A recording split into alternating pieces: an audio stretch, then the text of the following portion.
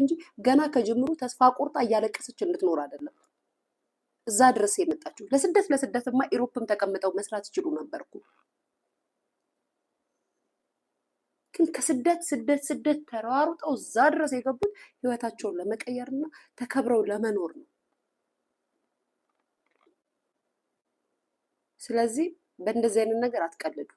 ብዙ የሚቀለድበት እርግጠኛ ነኝ። እናንተ ኢዚ ቀላል አድርጋችሁ 20-30 ዶላር የምታጠፉትን ለእነሱ ቲፕ ተብሎ የተሰበሰበውን ብር ነው የምትከለክሉት። በጣም በእርግጠኝነት ነው የምነግራችሁ። የምትከለክሏቸው እንደዛ ብለው ያመጡትን የእናንተ ሀቅ አይደለም፣ የእናንተ ብር አይደለም። በቲፕ ከሰሩ በቲፕ ከሆነ የሚከፈላቸው የራሳቸው ሀቅ ከሆነ ቆጥራችሁ ለምንድን ነው የማትሰጡት? አንዳንዴ የወር ደመወዝተኛ ስትሆኚ ከራስሽ ላይ ከተርፍሽ አግኝተሽ የምትከፊው ገንዘብ አለ። ሰው የሰጣቸው ቲፕ ከሆነ ለምንድን ነው የማትመልሱት? ለምንድን ነው የማትሰጧቸው? ምን አገናኘው ከእናንተ ህይወት ጋር? ራስ ወዳድ ካልሆናችሁ በስተቀር ጥቅመኛ ካልሆናችሁ በስተቀር የምሬን እኮ ነው። የሰው ልጅ ሲሰራ ያተርፋል፣ ይከስራል። የእናንተ ብር አይደለም ይሄ። ከእናንተ ካወጣችሁት ከቤታችሁ ከምናችሁ ውስጥ የተደመረ ምናምን የሚከፈል አይደለም። ቲፕ የተሰጣቸው ብር ነው የጠየቋችሁ። ስለዚህ መልሱ፣ ስጡ። አመሰግናለሁ። ቴንክ ዩ። ሰምታችሁኛል አይደል? እነ ከሌ ሰምታችሁኛል። ይሄንን ነው የምለው። እሺ ጋይስ ጨርሻለሁ።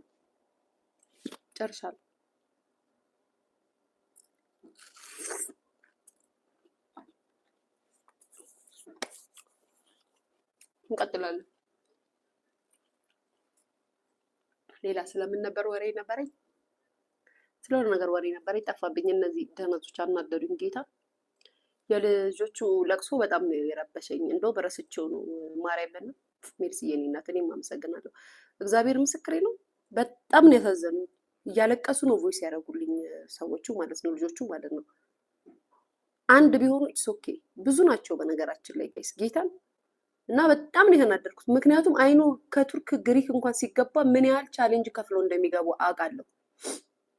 ስንት ነገር አይተው እንደሚገቡ አውቃለሁ። ነገርኳቸው። እኔ ቱርክ ላይ ስኖር ከቱርክ ወደ ግሪክ ሲሄዱ ማለት ነው ተመልሰው ሲመጡ እንዴት እንደሚያሳዝኑ አይደለም። በሊቢያ በምን አድርገው ኢሮፕ ገብተው ከዛም አሜሪካን ለመግባት በምናምን ቦርደር አድርገው እዛ ጋር ተሰቃይተው ገብተው ድጋሚ ደግሞ ለኮርት ተብሎ ለጠበቃ ብር ክፈሉ ይሄን ያህል ተብለው ሀበሻ ቤት ስራተው ሲያሳዝኑ፣ በነገራችን ላይ በጣም ነው የሚያሳዝኑት ጋይስ። ጀግንነታቸውን ጥንካሬያቸውን በጣም ነው የሚያስደንቀኝ።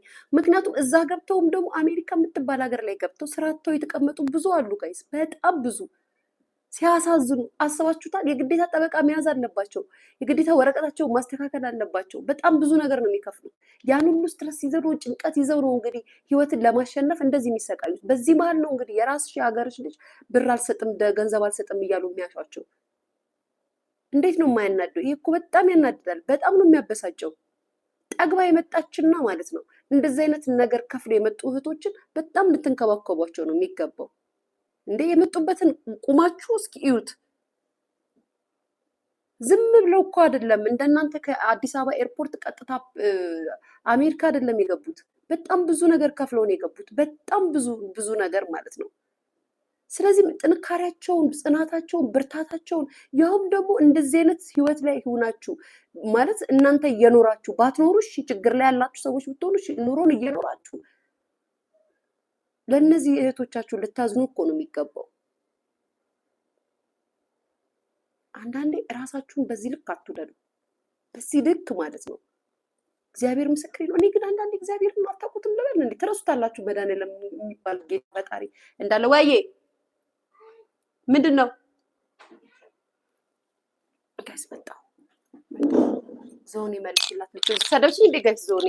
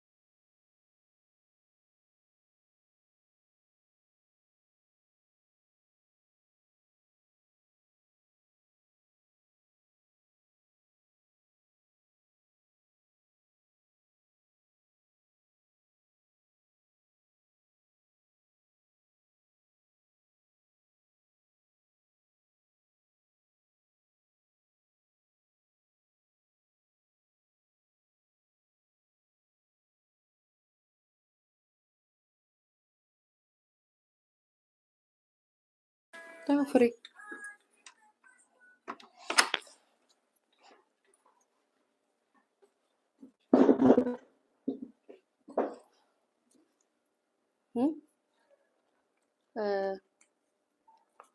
ይሄንን ነው ማለት የምፈልገው።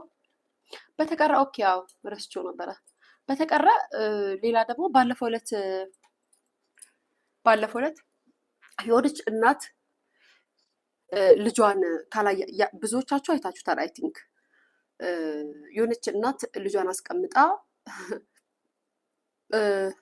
ከመሄድና ይህን በረኪና ከምጠጣ ምናምን እያለች በምሬት ስለ ልጇ ስትናገር ነበረ እና በጣም ብዙ ህዝብ ወይም ብዙ ኮመንት ካያችሁት እናትየዋን በጣም ሲወቅሷት እና ሲናገሯት ነበረ። እኔ የእናትየዋ ስህተት ሊያ ልጇን እንዴት እንደዚህ ትሰድባለች? እኔ ነው እንደዛ የምትይኝ? እኔ ፍቅር እኔ ነው የምትይኝ እንደዛ አይነት ጥያቄ? አሁን እንደዚህ አይነት መልስ አልመልስልሽም። እኔን ከሆነ ስጨርስ ትጠይቂኛለሽ፣ ከዛም መልስልሻለሁ። እና ባይዘዌ እስኪ ዝም ብላችሁ እዚህ ውስጥ ያላችሁ እናቶች እናንተ ያልወለዳችሁትን አላልኩም። እኔ ባይዘዌ ያልወለደ ሰው ምንም ነው የማይገባው። እንዴት ቤቴ ሴትዮዋ ነው ኦኬ ግን እሺ ውሸትም ይሁን እውነት ለምንድን ነው ውሸት የሆነው? ሲጀመር እኔ ሚዲያ ላይ አንድ እውነት ልንገራችሁ። ሚዲያ ላይ የትኛዋም እናት ተቸግራ ብትመጣ፣ የትኛዋም እናት የሆነ ሰው ታሞ ሲመጣ ሚዲያ ላይ ያሉ ሰዎች ይረዷቸዋል ወይ ህዝብ ጋር ያስተዋውቋቸዋል ወይ በእነሱ እርዳታ ይሰበሰብላቸዋል ብዬ ከማያምኑ ሰዎች መካከል እና ከማይደግፉ ሰዎች መካከል አንዷ ነኝ እኔ። እግዚአብሔር ይመስገን እንደዚህ አይነት ቦታ ላይ በስህተት ማለት ነው የማልገኝም ሰው ነው። እርዳታ ሚዲያ ላይ ሲባል እኔ የለውም፣ ባይዘው የለውም፣ በፍጹም የለውም። የሆነ እርዳታ ስትሰሙ፣ የሆነ እርዳታ ስታዩ፣ ስለሆነ ሰው ስትመለከቱ ልባችሁ ቢደነግጥበት ሰው አለ። እርዳታ ተብሎ መጥተው ሲጠይቋቸው፣ እርዳታ ተብሎ ሲወራ የሆነ ልባችሁ ትክክ የሚልባቸው ሰዎች አሉ በነገራችን ላይ። እና የዛ ሰዓት ላይ አላቅማማም አለንትን አለንም። ለዛም ሰው ለሰብሳቢውም ሳይሆን ካለኝ እጄ ሙሉ ከሆነ ቀጥታ ለዛ ሰው እንዲደርስ እንጂ የማደርገው በተዘዋዋሪ ወይ በማይታወቅ ነገር እንደዚህ አይነት ነገር ውስጥ አልሳተፍም። እውነት በሚያውቀው እግዚአብሔር በሚያውቀው ንፉግ ነኝ እያልኩ አይደለም። እግዚአብሔር በሰጠኝ ልክ አካፍላለሁ፣ የሰጠኝን አካፍላለሁ። ግን ለእነዚህ እርዳታ ምናምን እንደዚህ አሁን በጊፍት ሰጠን ባረክን እንትን አንበሳ ወረድን እንደዚህ እንደሚሉት አይነት ሴት አይደለሁም። እንደዛ አላደርግምም፣ ላረገም አልችልም። ወይ ደግሞ በዚህ አካውንት ይገባላችኋል ላኩም ሲባል እንደዚህ አይነት ነገር ላይ አልዳፈርምም፣ አልተባበርም። የማደርገው ለምሳሌ ሊያ ቸግሯታል፣ ሊያ የሚል አካውንት የራሴ ባንክ አካውንት ካለ እኔ አካውንት ላይ ነው ብሩን የማስገባው። ሁሌም እንደዛ ነው የማደርገው። ባይዘው በጣም ብዙ ሰውንም እንደዛ ነው ሰፖርት የማደርገው ካለኝ ላይ። የለኝም ባይዘው ኑሮኝ አይደለም የለኝም፣ ካለኝ ላይ ነው የምላችሁ።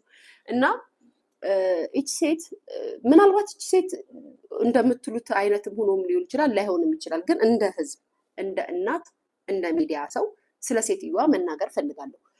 ብዙ ሰው እንደዚህ አይነት ነገር ሀፕን ሲያደርግ ወይም ሚዲያ ላይ ሲመጣ ስታዩ በጣም ነው የምትዘርፉት። በተለይ እናት በምንም አይነት አጋጣሚ ይሁን ልጇ ላይ ስትማረር ፈራጅ አትሁኑ ጋይስ፣ ፈራጅ አትሁኑ።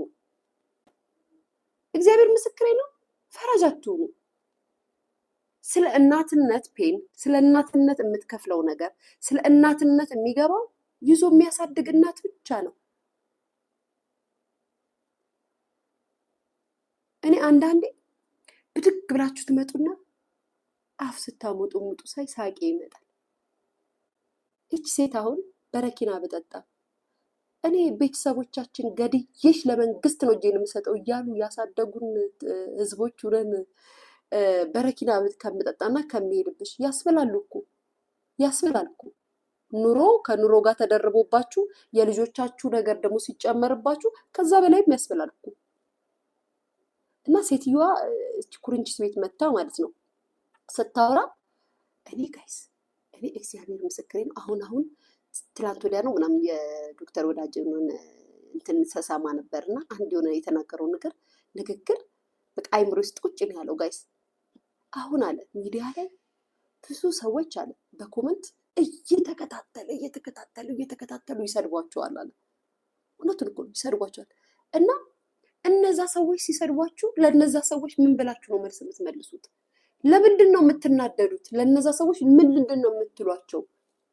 አንደኛ ነገር እነዛ ሰዎች አታውቋቸውም።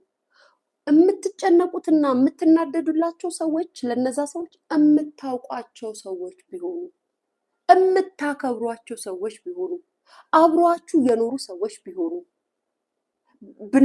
በጣም ባይዘወይ የሆነ ሰው ሲያናድድሽ ወይም ሲያናድድ መልስ የምትመልስለት ሰው ለምትወደው ሰው ነው። የምትናደድበት ሰው የምትወደው ሰው ነው የምትናደድበት። አሁንም የሆነ ቢሰድብክ የምትመልስለት ለምታውቀው ሰው ነው። ለማታውቀው ሰው በአንተ ህይወት ምንም ነገር መስመር ላይ ምንም ቦታ ለሌለው ሰው ቁጭ ብላ አሁን ለራሴ እየነገርኩት ያለሁት እና እየሰማው ማለት ነው ጌታ ቁጭ ብለክ እከሌ ሰደበኝ ብለክ ተናደ መተመልስ የምትመልስለት ነገር ያን ሰው አታውቀው፣ በህይወት ቦታ የለው። ምን ብለህ ነው ለዛ ሰው በዛ ሰው ንግግር በዛ ሰው ዝልፊያ አንተ ተበሳጭታ በዛ ደረጃ መልስ የምትሰጠው? እንዳልኩክ የምታውቀው ሰው ጓደኛክ፣ ቤተሰብህ ቢሆን ኑሮ ስለምትወደው ልትናደድበት ትችላለህ። ስለምታውቀው ላለማጣት መልስ ትሰጣለህ፣ ልታብራራለት ትፈልጋለህ። ለማታውቀው ሰው ምን ብለህ ነው ማብራሪያ የምትሰጥለት? ምን ብለህ ነው የምንነግረው? ስለዚህም ከሰማሁት ነገርና ለራሴ ላይ ምሮይ ነገር ልክ ነው እንደዚህ መሆን አለበት ብዬ ያስኩትን ነው ያልኳችሁና እቺ ሴት ዩኤስኤ ብትሆን ኖሮ ዩኤስኤ እስር ቤት አስገባት ነበረ። ብትችሉ እኮ እናንተ ኢትዮጵያን ብትችሉ ታረጉታላችሁ። እነምቀኝት ብትችሉ በነገራችን ላይ ኢትዮጵያን ታረጉት ነበር ብትችሉ። እግዚአብሔር ግን አያስችላችሁ። አመሰግናለሁ።